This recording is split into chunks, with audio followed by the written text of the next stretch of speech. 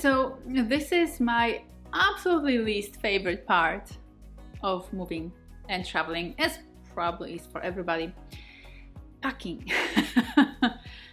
Organizing my things, shipping things, or just simply packing, putting things into boxes and figuring out what goes, what stays, what's given away, what goes where. And because the cost of shipping stuff from Europe to Australia is quite prohibitive when it comes to sending too much stuff, I'm literally just sending back my books and the clothes that I really want to keep. I will be traveling back with just 2 suitcases of things, so I need to just kind of, reduce everything so that I literally just have 2 suitcases of stuff. So I've already spoken to my local family and I know who wants what in terms of like the stuff I bought for my place. Obviously the furniture stays, because in Poland typically when you rent out a place you rent it out with furniture,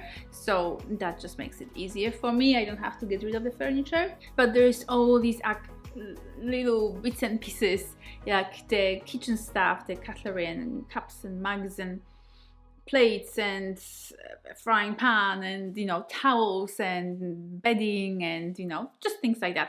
So I've already spoken to my family and they've kind of divided things in terms of who wants what, so I can give most of that stuff away, which makes me really happy. I do not wish to contribute to landfill in any way that is more than absolutely necessary. So pretty much every time I move, I just give stuff away. I find people who want it or some families in need, and I basically just give a lot of stuff away.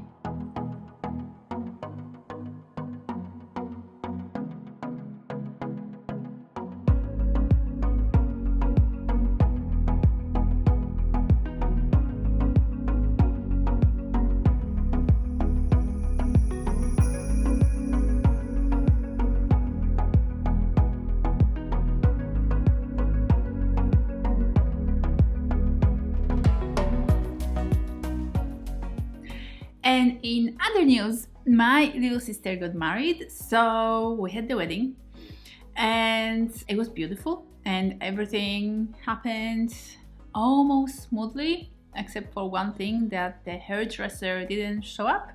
The hairdresser was supposed to come to my place to do my sister's hair before the ceremony, and they just did not turn up at all. The person was not answering the calls or messages, so that was extremely disappointing and stressful.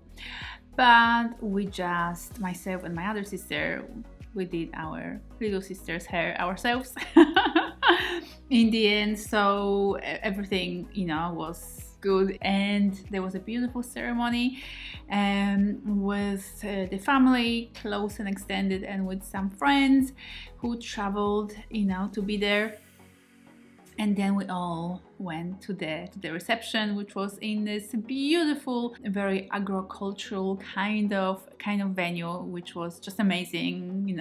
Just views were so awesome, and there were animals there, and the food was just amazing and wonderful. So so all in all, it was a very beautiful day and a truly beautiful wedding.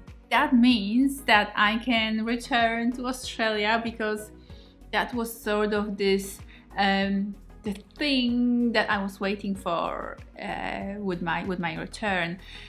And I kind of feel like if not for my sister's wedding, there's a big chance I would have returned to Australia sooner, because I just had such a hard time missing Australia and wanting to be back. So I don't think I would have quite stayed for 8 months. And now my flight leaves this weekend, and that means today's Monday, so that means I only have a few days to pack everything, ship everything off to Australia, and leave. I want to have this place absolutely empty by Friday, the latest, because I want to move into my parents' place, and I just want to give this place a really good clean on Friday, so that on Saturday, and all the boxes obviously have to be shipped and sent off before Friday as well, or on Friday the latest, so that on Saturday I can just focus on spending that last day with my family and with my parents, and not stress about organizing anything else anymore. But really, other than packing stuff, everything else is organized. The real estate agent is coming tomorrow to pick up the extra sets of keys for the tenants. So the tenants are moving in next Monday, in 7 days time. So I want to have this place really beautiful and clean and ready for them. This is my first time ever being a landlord, so it's all a bit exciting, while at the same time focusing on my business and going back to Australia. And like, speaking of business, I actually really want to work, but I can't really work. Like, I can just do some admin things every day, but I really don't have time or space to be filming videos from my main YouTube channel at the moment. Like, I'm glad I can still do the vlogs, and I have been vlogging a lot, especially this year with all the traveling. But I've got all these ideas and all these plans and all these things I want to do for my sex education business, all these videos I want to film, and I just don't really have time to do it right now because of traveling and then the wedding, and now packing and shipping myself back to Australia. So that in itself is extremely exciting. I'm so glad I'm going back to Australia, but there's also that frustration factor because I want to work, I want to get stuff done, and I just can't because I've got so much other stuff to organize at the moment. And it's just so wonderful and amazing to think that next week, like 7 days from now, I'll be already in Australia. I'll have Rosie in my arms. I'll be catching up with friends, and I'll be spending time. I'll be on the Gold Coast first for the first week before I start making my way down to Melbourne. I'll be back in my happy place, in the country that I love, in the part of the place that makes me really, really happy. So that is wonderful and amazing, and something that I have been looking forward to. By the way, it turns out that I wasn't the only Polish person who decided that this is the year, okay, now it's time to come back to Poland. It's time to stop being an immigrant and just return to my country. Like, it wasn't just my idea. I've since heard of at least a few other people who have done the same this year.